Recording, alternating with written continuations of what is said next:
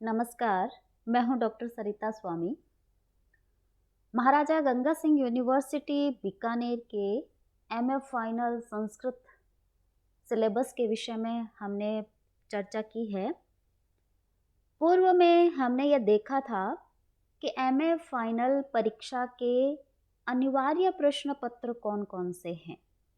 तो वहाँ यह बताया गया कि पंचम प्रश्न पत्र जो निबंध व्याकरण एवं अनुवाद है वह अनिवार्य है सभी वर्गों के लिए, और षष्ठ प्रश्न पत्र में 2 चॉइस है वो भी अनिवार्य है, जिसमें पहली चॉइस ये थी कि शास्त्रीय साहित्य अथवा काव्य को ले लिया जाए अथवा आधुनिक साहित्य को भी हम ले सकते हैं।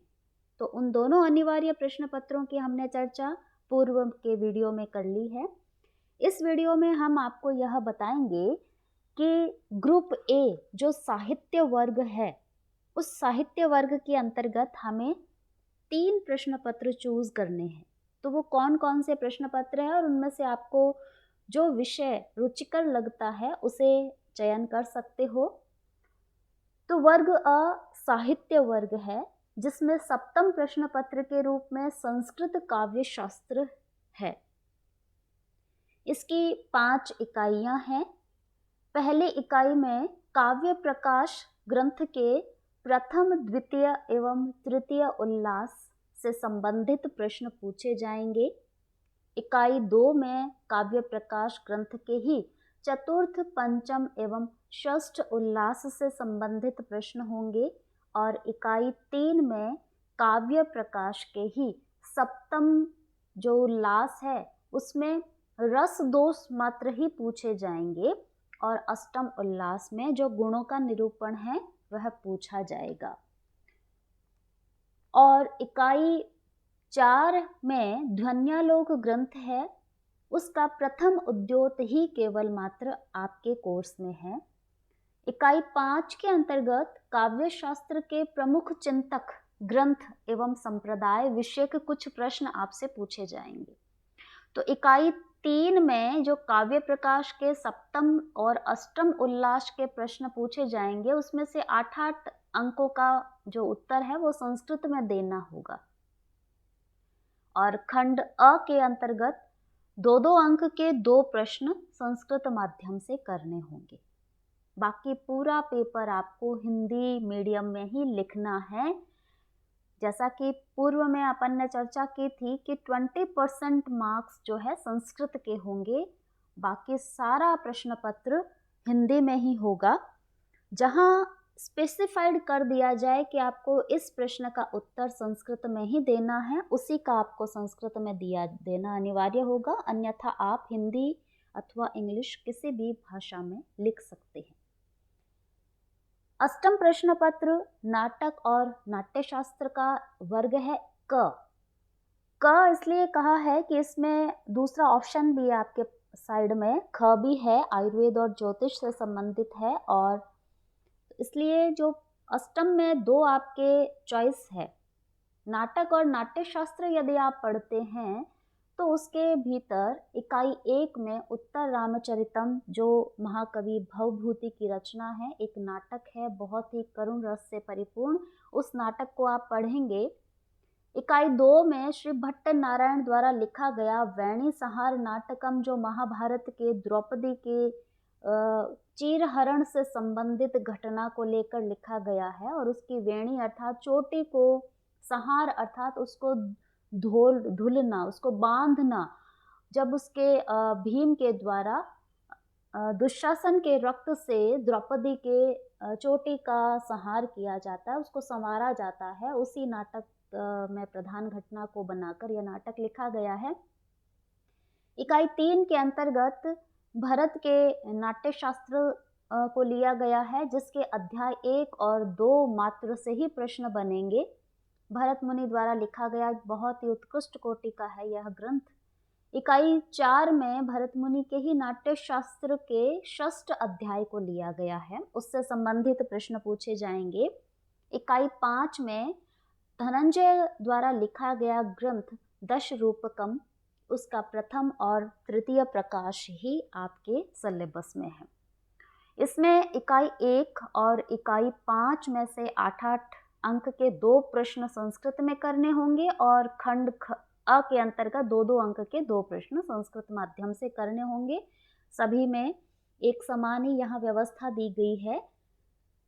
वर्ग अ में ही अष्टम प्रश्न पत्र का एक दूसरा आपको चॉइस मिल रही है। आप चाहें तो आप प्राचीन नाटक और नाट्यशास्त्र लें, आप चाहें तो आयुर्वेद, ज्योतिष एवं दैनंदिन पूजन विधि इस प्रश्न पत्र को भी ले सकते हैं।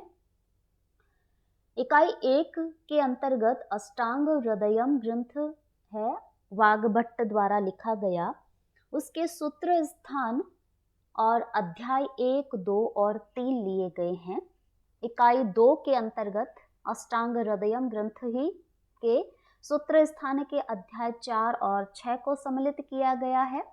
इकाई 3 के अंतर्गत बृहत संहिता ग्रंथ जो वराह मिहिर द्वारा लिखी गई है, उसके अध्याय 1 से 5 और 53 और 56 अध्याय को सम्मिलित किया गया है। इकाई 4 के अंतर्गत दैनंदिन पूजा से संबंधित कुछ बिंदु दिए गए हैं, जैसे नित्य कर्म, संध्या, इष्ट स्मरण, गुरु वंदना, भूमि पूजन, दीप पूजन, आचमन, तिलक, भैरव नमस्कार, सूर्य नमस्कार और शंख पूजन, गरुड़ घंटी पूजन, गणपति ध्यान, कर्म संकल्प, गणपत्यादि पंचदेव पूजनम, विशेष अर्घदान, गौर्यादि षोडश मातृका पूजन, कलश स्थापनम, ब्रह्मादि पंचदेव पूजनम, ऐसे कुछ पॉइंट्स लिए गए हैं, उन्हीं से संबंधित प्रश्न पूछे जाएंगे। इकाई 5 के अंतर्गत कुछ विशेष स्तोत्र दिए गए हैं, जैसे श्री संकट नाशन गणेश स्तोत्रम, श्री गणपति अथर्व शीर्षम, आदित्य हृदय स्तोत्रम, श्री सूक्तम, पुरुष सूक्तम, श्री नवग्रह स्तोत्रम, श्री देव्य अथर्व शीर्षम, ऋग्वेदोक्त देवी सूक्तम, श्री सप्त श्लोकी दुर्गा। इन जो स्पेसिफाइड किए गए हैं स्तोत्र, उन्हीं से संबंधित प्रश्न पूछे जाएंगे। और वही इकाई 5 में से 8-8 अंक के 2 प्रश्न पूछे जाएंगे संस्कृत में, और वही जो आपके 2-2 नंबर के खंड अ के अंतर्गत प्रश्न होंगे वो संस्कृत माध्यम से करने होंगे। ये हो गए अष्टम प्रश्न पत्र के अंतर्गत 2 आपके चॉइस। अब नवम प्रश्न पत्र में भी आपके पास चॉइस है। नवम प्रश्न पत्र में जो क भाग है प्राचीन काव्य से संबंधित है। इसकी इकाई 1 में शिशुपाल वधम महाकवि माघ द्वारा लिखा गया एक सर्वश्रेष्ठ महाकाव्य है, उसके प्रथम सर्ग को ही आपको पढ़ना है केवल। इकाई 2 में विक्रमांक देवचरितम महाकवि विल्हण द्वारा लिखा गया ग्रंथ है, उसके भी प्रथम सर्ग को ही मात्र पढ़ना है। इकाई 3 में नैषधीय चरितम ग्रंथ जो श्री हर्ष द्वारा लिखा गया है, इसके भी प्रथम सर्ग को ही पढ़ना है आपको। और इकाई 4 में चंपू भारतम ग्रंथ श्री अन्नम भट्ट द्वारा लिखा गया है, इसके प्रथम स्तबक को पढ़ना है। और इकाई 5 में प्रमुख संस्कृत महाकाव्यों का सामान्य अध्ययन पूछा गया है, वह अपेक्षित है, उससे संबंधित प्रश्न पूछे जाएंगे। जो महाकवियों के प्रसिद्ध महाकाव्य हुए हैं उन्हीं से संबंधित सामान्य जानकारी आपसे पूछी जाएगी। इस ग्रंथ का लेखक कौन है, इस ग्रंथ का विषय क्या है, और यह ग्रंथ किस उद्देश्य से लिखा गया है, अथवा इसकी भाषा शैली कैसी है, इसकी अलंकार योजना कैसी है, अथवा उस समय कितने अध्याय है, कितने सर्ग है, इन्हीं से संबंधित सामान्य प्रश्न पूछे जाएंगे। नवम प्रश्न पत्र का ही दूसरा आपके पास चॉइस है कि विशेष कवि का अध्ययन यदि आप करना चाहते हैं तो महाकवि भास के नाटकों से संबंधित एक स्पेशल पेपर है आपका। इसकी इकाई 1 में प्रतिमा नाटकम पूछा जाएगा, उससे संबंधित प्रश्न। इकाई 2 में पंचरात्रम और कर्णभारम, ये 2 छोटे छोटे नाटक है। इकाई 3 में प्रतिज्ञा योगंधरायणम, इससे सामान्य प्रश्न बने जाएंगे। इकाई 4 में भास का जन्म स्थान, समय निर्धारण, भास नाटक चक्र के नाटककार की समस्या का प्रश्न, वस्तु, नेता और रस के आधार पर निर्धारित रूपकों की समीक्षा। यानी महाकवि भास के जो त्रयोदश नाटक चक्र है, अर्थात 13 नाटक लिखे हैं महाकवि भास ने, उन 13 नाटकों से संबंधित सामान्य प्रश्न पूछे जाएंगे और भास के जन्म स्थान, समय निर्धारण इत्यादि से संबंधित प्रश्न पूछे जाएंगे। जो प्रमुख और प्रश्न पूछे जा सकते हैं उसमें महाकवि भास के नाटकों की समीक्षा भी हो सकती है। इकाई 5 के अंतर्गत भास की नाट्य शैली, अलंकार योजना, प्रकृति चित्रण, तत्कालीन सामाजिक स्थिति, सुभाषित और भास का प्रभाव, इनसे संबंधित प्रश्न बनेंगे। और यही इकाई 1 के अंतर्गत 8-8 अंक के किन्हीं 2 श्लोकों की संस्कृत में व्याख्या पूछी जाएगी और खंड अ के अंतर्गत 2-2 अंक के 2 प्रश्न संस्कृत माध्यम से करने होंगे। विशेष कवि अध्ययन की ही अगली श्रृंखला में महाकवि कालिदास का एक स्पेशल पेपर और है जिसे भी आप चयन कर सकते हैं। इसकी इकाई 1 में कुमार संभवम, जो महाकवि कालिदास का एक बहुत ही महत्वपूर्ण ग्रंथ है, इसके 5वें सर्ग मात्र को ही आपको पढ़ना है। इकाई 2 में रघुवंशम महाकाव्य जो कालिदास का है, उसके 14 सर्ग मात्र को ही पढ़ना है। इकाई 3 में मालविकाग्निमित्रम और ऋतुसंहार के प्रथम और षष्ठ सर्ग को पढ़ना है। ऋतुसंहार का पहला और छठा सर्ग, उससे संबंधित सामान्य प्रश्न पूछे जाएंगे।